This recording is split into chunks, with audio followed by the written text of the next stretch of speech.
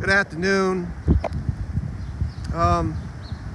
So today I'm attempting to put my new clutch plate in.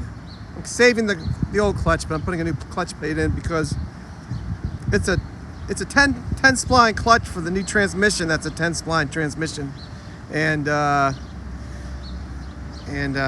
old transmission was a 20 spline transmission, and the clutch plate was a 20 spline clutch plate. Clutch plate is a 7.25 inch clutch plate, 7 1/4 clutch plate. And so here's my car without the trunk and the hood up. I usually show it with the trunk and the hood up. And if you were following my last video, I did get the transmission out and the dry shaft out, because I had to, the Mark IV, the 1971 Mark IV transmission is shorter. I think it was what it was. I think it was. What did I tell you? I think it was 20 inches long. And the new transmission is the old transmission is 23 inches long. There's like 3-inch difference. I think that's what I measured. Give or take 3/8 of an inch or something. I want to give you a disclaimer.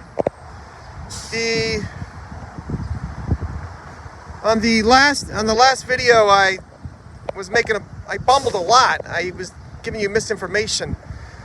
The engine block in this car right now is a 1971 Mark IV engine block, and I told everybody it was a Mark I for some reason. It was 90 degrees out, and I think I was definitely experiencing some heat stroke.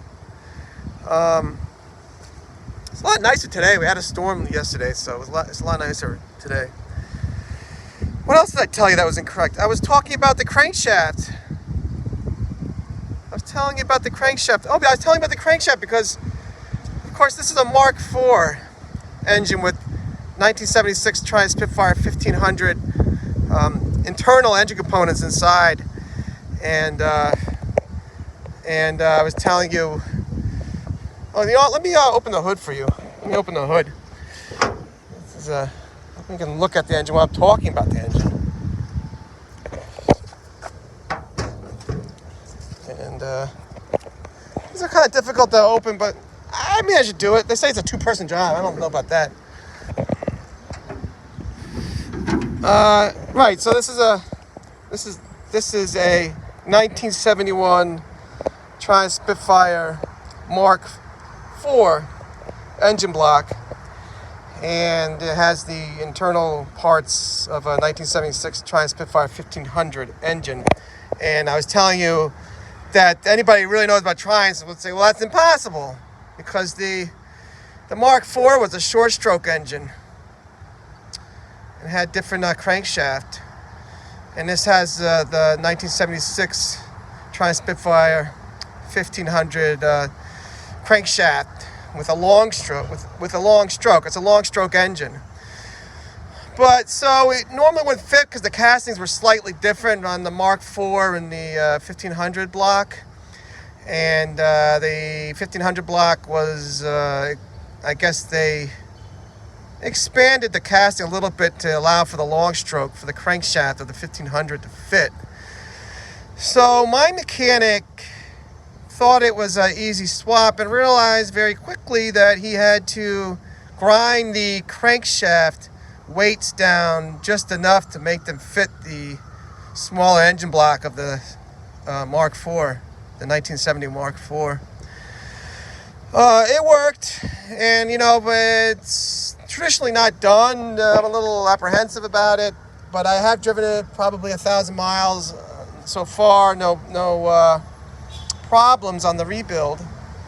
Also, it's an interesting engine because it is the large journal 1296 large journal engine, and traditionally I think they were 8.1 compression engines, maybe 8.51 compression engines, but this is an FK3753HE, which actually was a high compression. It was a Large journal 1296 high compression engine. It's a kind of a rare engine.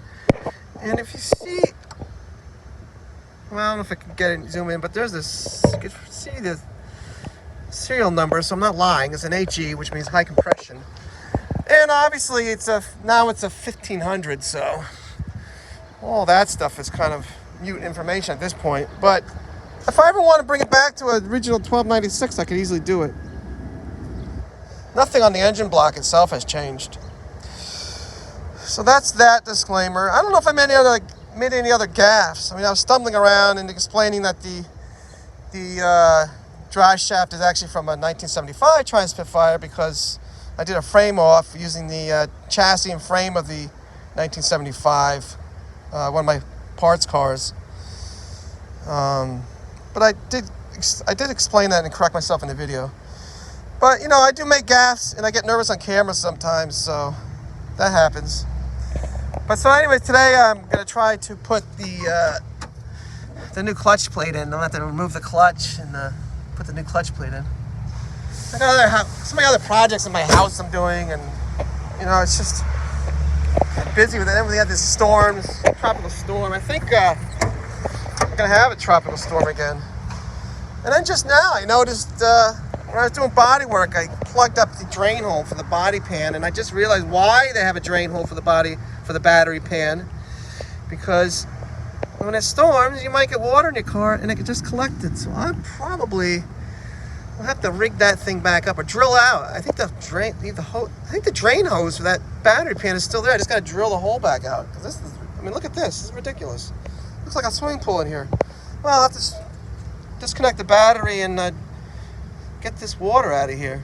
Very interesting. All right, everybody. I'll get back to you when I complete the job. Wish me luck. Bye-bye.